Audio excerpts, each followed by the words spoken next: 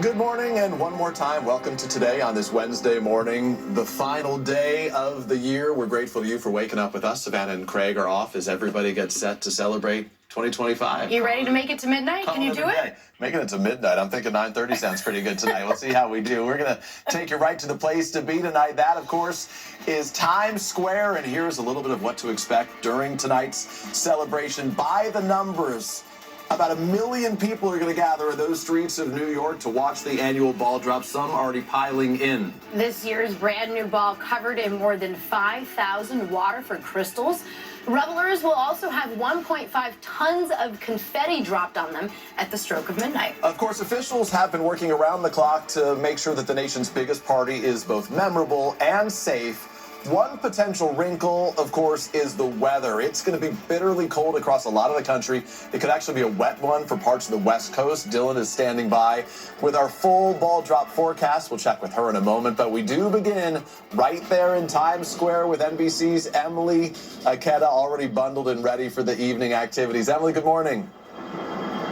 Hey, good morning to you guys. I've got a front row seat to see a new ball help welcome in a new year. The 12,000-pound Constellation ball will drop just behind me. And while some 1 million people are expected to pack in here at Times Square to watch the celebration, the NYPD will be watching the crowd with even more officers this year to make sure everything goes smoothly and safely.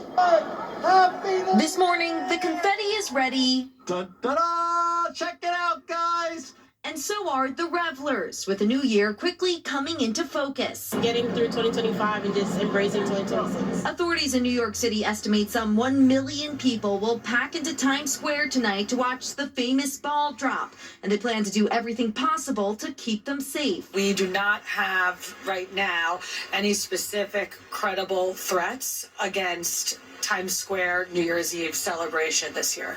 In addition to thousands of police officers keeping a sharp eye out, the NYPD will also have heavy weapons units and pickpocket teams patrolling on the ground, as well as drones and helicopters in the sky. If we see anything that looks suspicious, we will have teams in place to do appropriate screening. People planning on ringing in the new year outdoors better bundle up. With temperatures set to drop in Times Square and from Minnesota to Maine, and snow hitting the Northeast. Out west, tomorrow's iconic Rose Parade in Pasadena could feature a rain-soaked procession for the first time in 20 years. The flowers are going to probably look a little more lively with a little bit of rain, I would imagine. In New Orleans, authorities, including the National Guard, are beefing up security following the tragic terror attack on New Year's Day a year ago, when a truck drove down Bourbon Street, killing 14 and injuring dozens. We're going to have close to 800 law enforcement downtown and in the French Quarter, and you're going to see an incredible visual presence.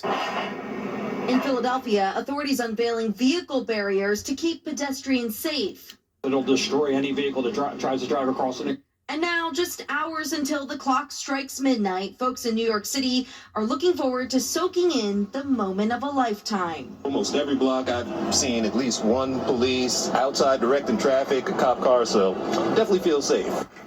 And there will be another special celebration after midnight. At 12:04, the ball will sparkle in red, white, and blue to celebrate America's 250th birthday.